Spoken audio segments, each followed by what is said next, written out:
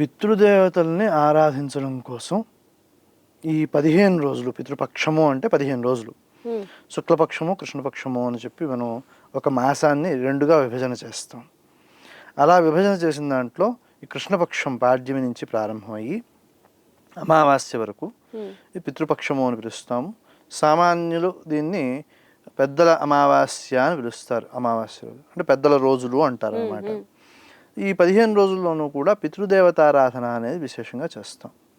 పితృదేవతలు అనేవాళ్ళు మన పెద్దలు ఎవరైతే కాలం చేశారో వాళ్ళని పితృదేవతలు అని సామాన్యంగా అర్థం చేసుకుంటారు. అయితే ఇక్కడ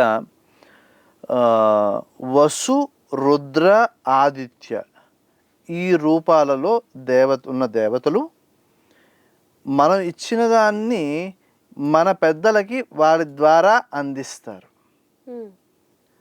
అలాగా వసురుద్రాది రూపులుగా మన పెద్దలకి ఇవ్వాల్సిన ఏవైతే మనం నైవేద్యాలు ఉన్నాయో వాళ్ళకి అందిస్తే వాళ్ళు వాళ్ళకి అందిస్తారన్నమాట.